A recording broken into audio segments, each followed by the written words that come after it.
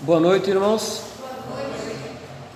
Bom, nós estamos juntos mais uma vez para juntos nós estudarmos mais um trecho das Escrituras.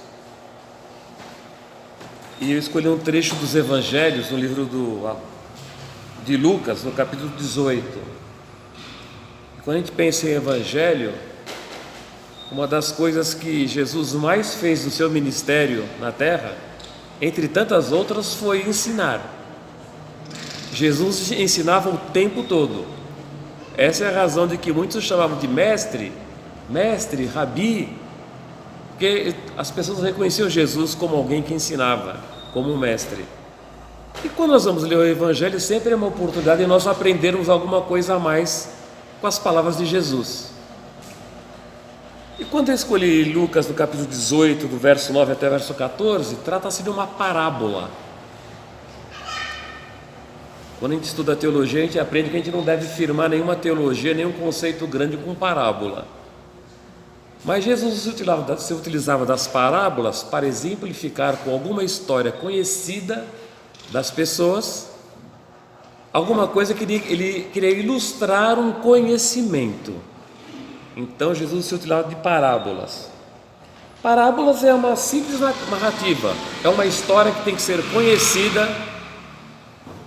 É uma história que tem que ser conhecida das pessoas que estão escutando, uma história comum, uma história simples, que todos entendam, para ilustrar uma narrativa. É isso que Jesus fez.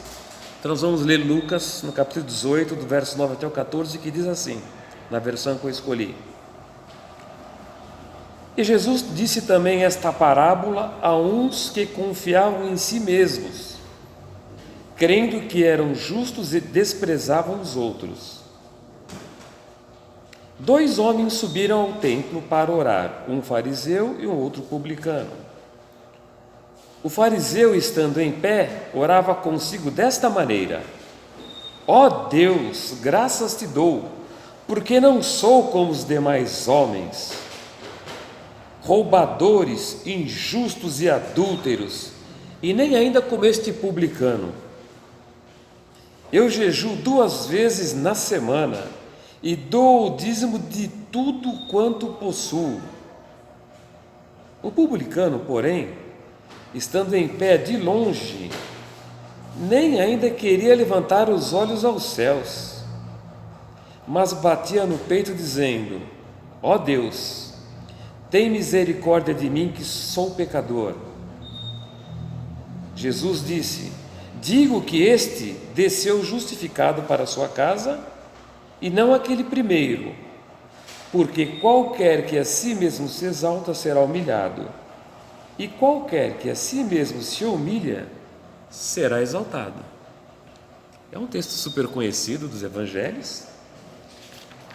E Jesus estava dizendo à multidão, e enquanto Jesus estava conversando com a multidão, ensinando, ele percebeu uma movimentação de alguns homens que ele, só pelo olhar, ele falou assim: como esses homens são orgulhosos, eles acham que são melhores que os outros. E Jesus resolveu contar uma história para exemplificar nesta parábola, né? E Jesus cita então 2 grupos de pessoas para ensinar nessa narrativa aquilo que ele quer nos ensinar. 2 grupos de pessoas da sociedade judaica. Os fariseus eram os chefes das sinagogas e os publicanos. Os fariseus eram tidos como alta pessoa da sociedade. Eles eram muito respeitados, eles eram as pessoas da nata da sociedade. E os publicanos eram exatamente o contrário, eles eram a escória da sociedade. Publicanos eram os cobradores de impostos, lembrando que Roma dominava a Judéia, então os judeus tinham que pagar tributo ao imperador romano, e quem cobrava em tributo para o imperador romano eram os publicanos, judeus que cobravam judeus. Um judeu cobrar imposto do outro judeu para dar dinheiro para um outro império era considerado como apóstatas, pessoas que desprezavam a religião. E para piorar um pouco, esses publicanos, com alguma frequência, eles cobravam impostos além daquilo que era devido. Uma parte ia para o império, outra parte eles enfiavam no bolso. Boa parte dos publicanos eram corruptos, então eles eram uma espécie de pessoas na sociedade, eles eram odiados na sociedade. Ninguém gostava de publicano. Todo mundo gostava de fariseu, mas ninguém gostava de publicano. Ninguém conversava com o publicano.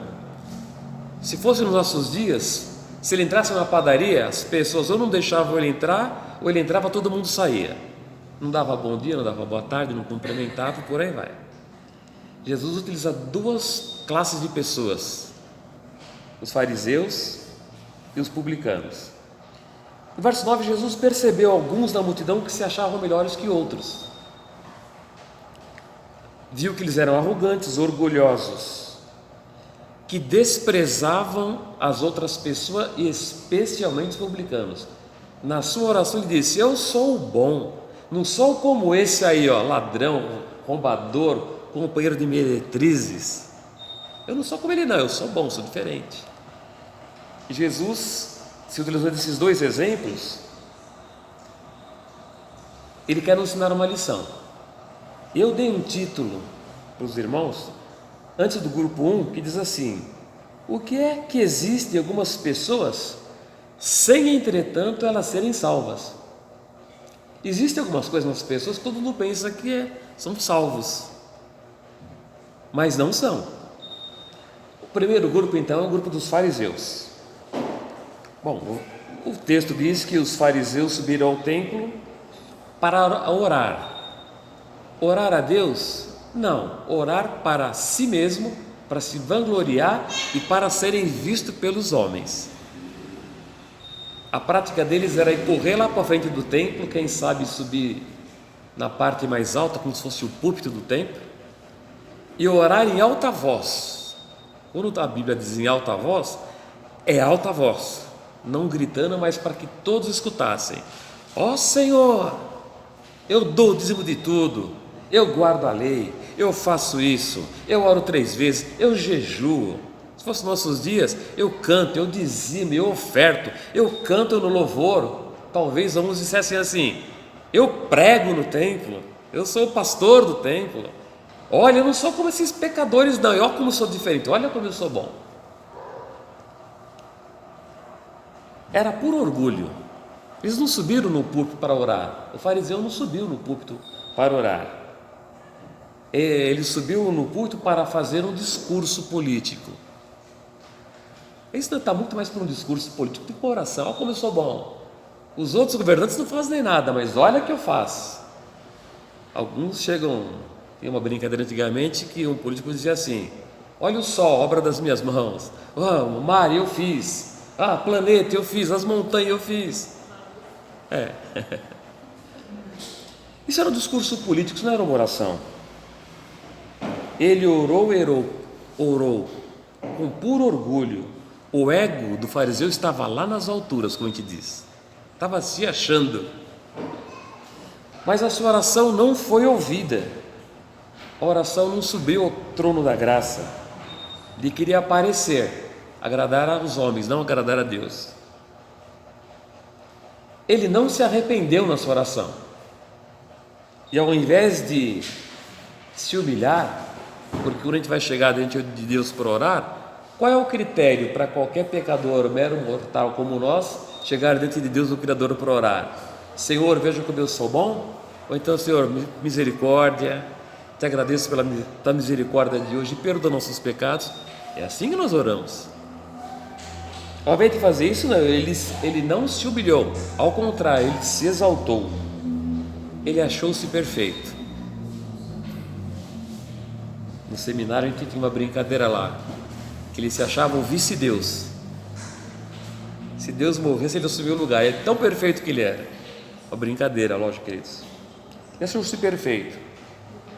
Os fariseus são exemplo clássico do que alguém pode ter na sua vida que parece que ele é salvo, parece crente, parece servo de Deus, mas não é servo de Deus. Parece crente, mas não é. Parece que é salvo, mas não é. Nós vamos ver no texto que não é eu que estou afirmando, é Jesus quem afirma. Parecem, mas não são. Os fariseus tinham tudo para serem salvos. Eles jejuavam, eles faziam bem, Eles davam o dízimo, eles ajudavam as pessoas, eles guardavam a lei, eles procuravam se manter dentro de uma ética, de uma moralidade aceitável. Tinha tudo para ser crente. Tinha tudo para ser crente. Faziam tudo, guardavam a lei, jejuavam, dizimavam. Mas Jesus disse, depois que esse fariseu orou, ele não desceu justificado para sua casa, ele não é salvo, ele não é do meu grupo.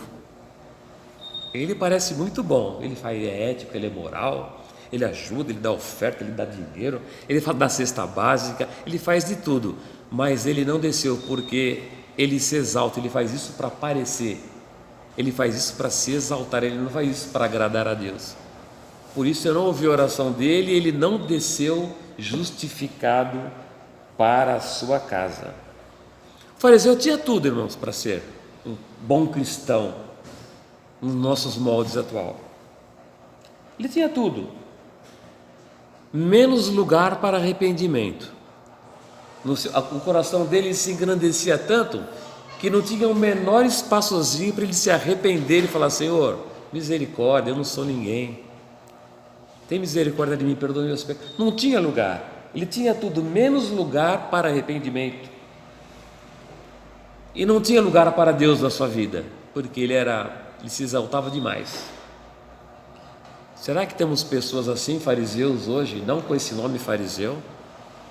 Nós não estamos em Israel, nós não estamos no meio do povo judaico, nós não temos fariseus nesses moldes, mas pessoas que agem como fariseus nos nossos meios. Irmãos, é só pegar e ligar a televisão lá em qualquer horário, que canal de gente falando de Deus ali é que não falta, e você vê um programa, passa para o outro, é igual, passa para o outro, é igual. Venha ver o que eu faço. Eu subo no monte e você vai ver só. Eu vou fazer isso aqui, eu vou mudar a sua vida, eu vou orar e vou te curar. É gente se exaltando aos montes. A prática do farisaísmo, mesmo de pessoas não sendo fariseus, ela é comum nos nossos dias. São pessoas que têm religião.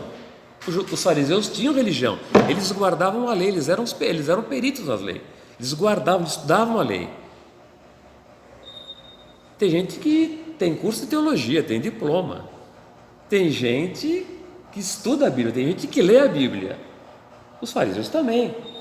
Tem igrejas, são membros, eles eram membros do templo, eles eram os chefes das sinagogas, faziam tudo, mas não tinham lugar para Jesus. Tem religião, mas não se religa com Deus, que religião vem do verbo religar em latim, quer dizer, religar com Deus. Eles tinham tudo, mas eles não tinham ligação com Deus. Tinha famílias de crentes, eles tinham história na sociedade judaica. Os fariseus normalmente vinham de família, o vô era, o filho é, o pai é, o neto é, família dos fariseus. Era uma classe abastada da sociedade. Tinha histórico na família, tinha religião, mas eles se orgulhavam disso. Nós temos história. Eu só tenho na igreja há 80 anos. Meu pai era pastor, meu avô era pastor, eu sou pastor, eu tenho história. Eles se orgulhavam disso. Eles tinham lugar para tudo, menos para Jesus no coração. Não tinha lugar para arrependimento. E não deixava Cristo entrar na sua vida. Por isso Jesus disse: aquele primeiro não foi justificado, não desceu salvo, não foi para casa salvo. Embora ele tivesse tudo para ser boa pessoa, honesta, ajudava, dizimava, jejuava, fazia tudo. Jesus falou assim, porque tem gente até hoje, irmãos, que pensa que salvação, estar perto de Deus e agradar a Deus, é fazer boas obras, é ser bom, é fazer as coisas. A condição para ser salvo não mudou. É crer que somos miseráveis pecadores, carentes da misericórdia e da graça de Deus, e a salvação é presente exclusivo de Deus. Não há nada que o homem possa fazer para falar assim, eu mereci. Ninguém merece nada. A Bíblia diz que Deus, olhando do céu à terra, olhando em termos históricos, desde o primeiro homem até o último que vai viver, não viu um justo sequer, não escapou ninguém, irmãos. Todos pecaram e carecem da misericórdia de Deus. Embora ele fosse da religião, ele fosse da sinagoga, ele fosse da igreja, ele esperava o Messias, mas ele não tinha lugar para Deus no coração. Para eles eram tudo boas obras, eu faço tudo. Bom, esse é o primeiro grupo que Jesus citou, da classe judaica, os fariseus. Mas Jesus citou um segundo grupo, os publicanos, exatamente o oposto do fariseu. Tudo que o fariseu fazia de bom, o publicano fazia de mal. Tudo que o publicano fazia de errado, o fariseu fazia certo. Eu dei um título aqui para o segundo grupo. Se o primeiro é o que é que existe em algumas pessoas, sem entretanto elas serem salvas, não foram justificadas por Cristo? O segundo grupo é assim: o que há em muitas pessoas? Existem algumas coisas não agradáveis às vezes em muitas pessoas, entretanto elas são salvas, foram salvas. É exatamente o oposto. Jesus quis citar duas classes sociais distintas e opostas para falar de situações distintas e opostas. Este é o sentido da parábola. Um que se acha ao máximo e outro que se acha ao mínimo. Um que acha que é salvo e não é, outro que acha que não é e é, vai ser. E foi. É o segundo grupo, os publicanos. Como já disse, considerado o pior da sociedade. Cobradores de impostos, considerados traidores, sem caráter, companheiros de meretrizes. Prostituta tinha mais respeito do que publicano. As pessoas conversavam com prostitutas, com publicanos, e eles eram simplesmente odiados.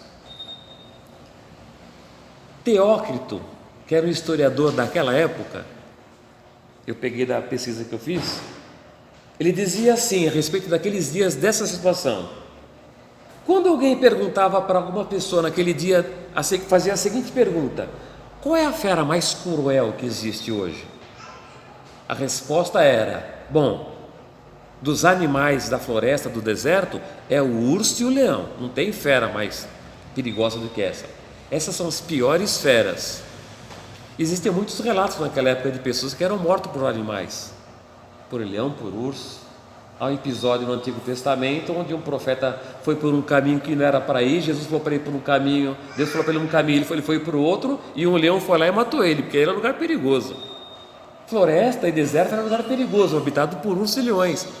E a sociedade judaica sabia quais são as piores feras de hoje: urso e leão, lá das matas, do deserto. E a pior fera da cidade? Os publicanos e os parasitas.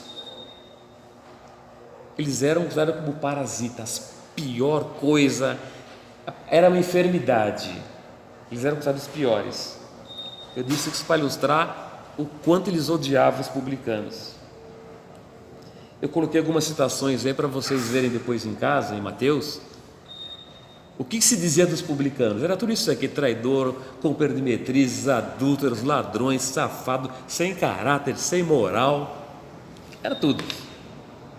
Bom, enquanto o fariseu do primeiro grupo queria um lugar de destaque na igreja, porque tem gente, irmão, que se não tem um lugar de destaque na igreja, se ele não estiver no púlpito cantando, se ele não estiver pregando, não é aqui na Moriá, mas os irmãos sabem do que eu estou dizendo. Se não tiver um destaque na igreja, se não tiver um nome, não dá certo. Ele queria um destaque. Enquanto ele orava em alta voz para ser ouvido pelos homens, contando as suas próprias virtudes e dizendo como ele era bom, como ele era o cara, como ele era o tal. Logo atrás, o texto diz que lá no fundo, o publicano vendo aquilo, e as pessoas não gostavam que os publicanos entrassem nos templos. Eles entravam meio escondidinho, lá no fundo, lá para ninguém ver, cabeça bem baixa. Enquanto um estava lá orando, a parábola que Jesus conta diz que este publicano lá no cantinho não tinha nem coragem de levantar a cabeça. Enquanto o outro levantava a cabeça e a voz, o publicano abaixava a cabeça e não tinha nem força para orar, escondido baixinho. E ele falou: bom, eu vim no templo, vim para orar. Ele começou a orar. E como ele não tinha nada do que se orgulhar, não tinha nada na vida dele, para ele falar para a sociedade: olha como eu sou bom. Pô, ninguém ia acreditar, todo mundo sabia que ele era mau. Ele não tinha nada para se exaltar, ninguém gostava dele, ninguém ia acreditar. Se ele tentasse se exaltar, talvez ele fosse até morto. Como ele não tinha nada para se orgulhar, não tinha nada para oferecer, ele olhou para isso e falou assim: realmente, eu acho que as pessoas dizem de mim, a maioria das coisas, acho que é verdade mesmo, né? Eu cobro imposto a mais mesmo, eu faço umas coisas erradas, eu faço algumas coisas sem ética, sem moral. Realmente eu sirvo ao invasor da terra, ao imperador de Roma, para cobrar imposto dos meus próprios compatriotas. Eu acho que realmente eu sou um apóstata mesmo. Como ele não tinha nada para oferecer, ele começou a orar assim, sentindo o peso da desgraça, porque ele viu o outro é tanto e eu não sou nada, sentindo o peso do desprezo dos outros, da desgraça da sua própria vida.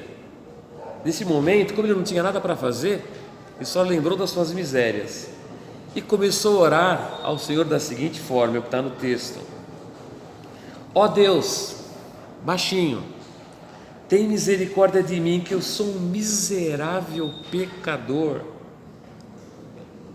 E continua a sua oração: eu acho que eu sou isso mesmo, eu pego o dinheiro dos outros, eu cobro imposto a mais, as pessoas não gostam de mim com razão, eu sou comparado com prostitutas, com meretrizes, com ladrões, com adúlteros, com apostas, mas eles têm razão, porque eu faço algumas coisas ruins mesmo.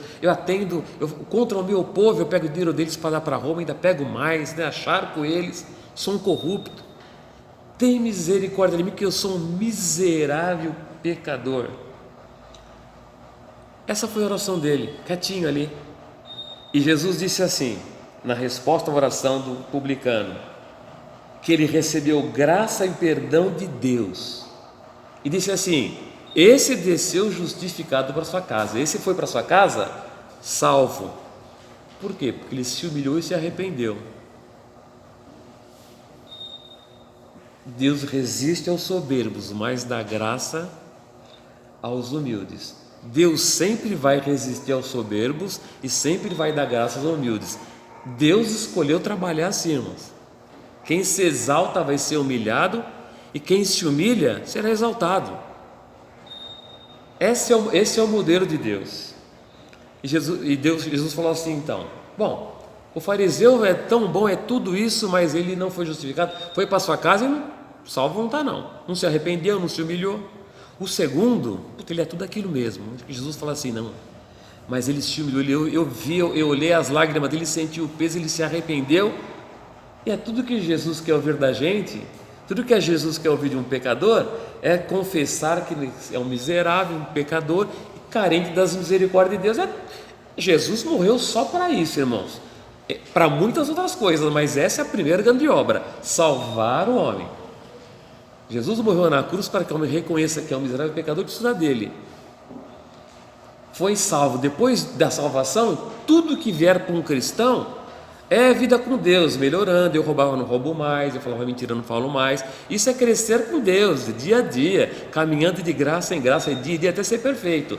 A obra de Cristo na cruz foi para perdoar os pecados daquele que se humilha. Portanto, o fariseu, Jesus disse, não sou eu não estou julgando, Jesus disse, não foi justificado.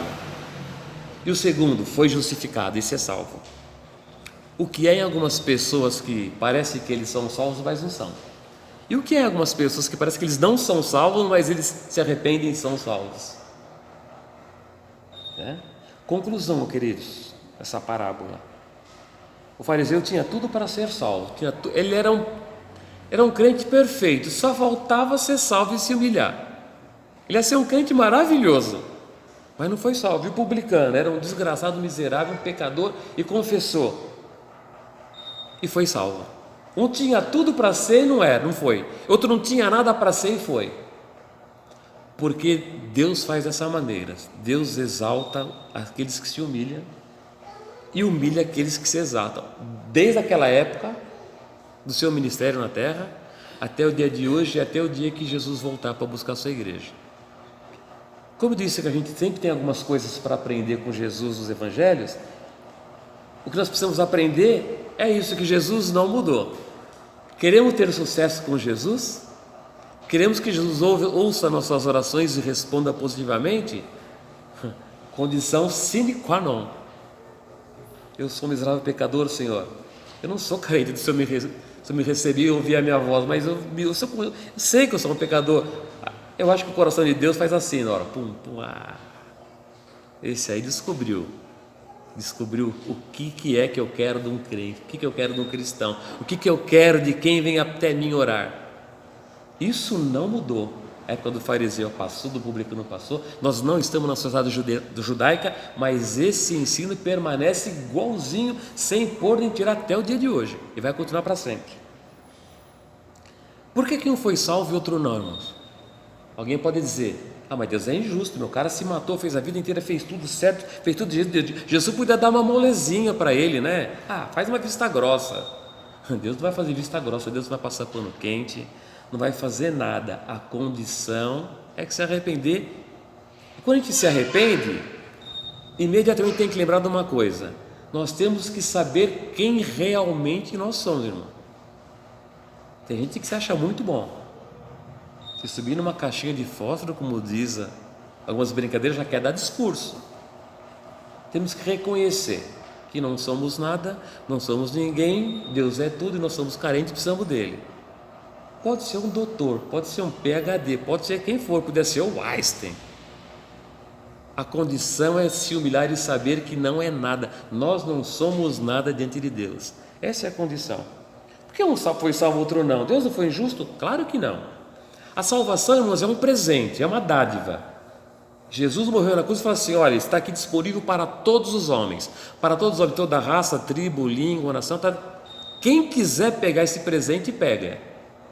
Agora, o fato de Deus ter enviado Jesus para morrer na cruz, para que a gente recebesse o presente da salvação, implica em que alguém precisa querer ir lá buscar e querer o presente, né? Não tem Papai Noel para entregar presente na casa pela janela, pela chaminé. O presente está dado, implica eu quero o presente, eu tenho que ir lá e pegar. E qual é a forma de pegar? Senhor, eu sou miserável, eu não sou merecedor, mas eu sei que o Senhor quer. Pode pegar, filho, está aí, é salvo. Desce justificado para sua casa. Se não pegar o presente, não vai ser salvo. Salvação é uma dádiva, uma vez que é uma dádiva, é um presente, dádiva é igual presente. Um presente tem que ser pego. Se alguém te der um presente e você não pegar, não levar para casa, não abrir, não usar, não é presente. O fariseu confiou nas suas próprias justiças. Eu sou justo, eu sou o cara. O publicano não tinha nada para oferecer. Ele reconheceu que ele era um desgraçado mesmo. Aquilo que falavam dele, acho que era verdade. Ele falou: acho que quase tudo que fala de mim é verdade. Por isso, Senhor, agora é só misericórdia. Então não é o nosso caso, nós já somos salvos. Mas isso nos ensina que a maneira correta de nos posicionar diante de Deus é saber quem somos. Podemos ser quem quisermos: doutor, PhD, pastor, músico, crente velho, dizimista, oro, guardo a lei, faço tudo.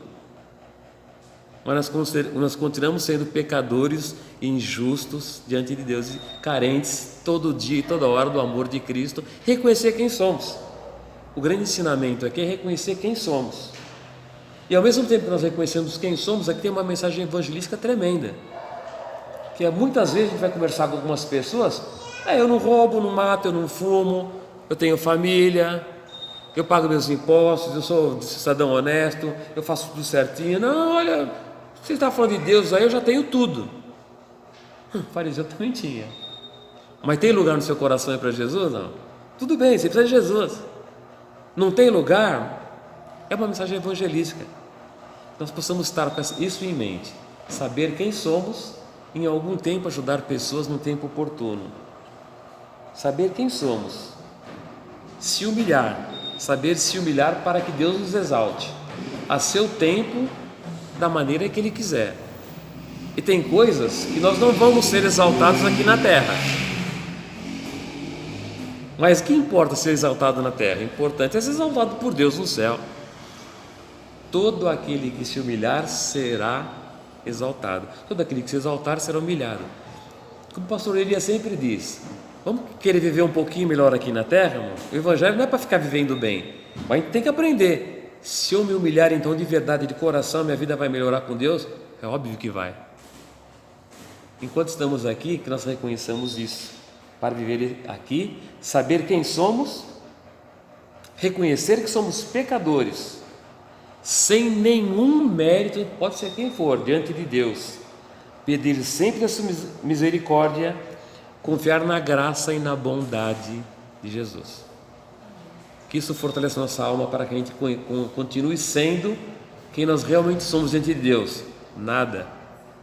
E quando tivermos a oportunidade de alguém que falar esse tipo de coisa, que a gente acha que obras salva, dízimo salva, oferta salva, fazer bondade salva, nada. Que a gente possa usar esse texto literalmente. Olha, mas você tem um lugarzinho para Jesus no seu coração? Você é um crente quase perfeito, só falta Jesus. Se entrar, fica um crente maravilhoso, dizimista, guarda a lei, oferta, vai no culto, ora. Olha que maravilha, irmãos. Nós possamos ser bons cristãos, não como um fariseu, como um publicano. Não importa se nós guardamos a lei, se nós damos ofertas, se damos dízimos, se trabalhamos na igreja, se tocamos no louvor, se pregamos, se cantamos no coral, isso tudo muito bom, desde que a gente continue reconhecendo quem somos, nos humilhando sempre diante da potente mão do Senhor. Então eu espero que a gente tenha aprendido mais um pouquinho, firmado nossas convicções, sabendo que não somos nada e Deus é tudo. Obrigado, queridos. Amém.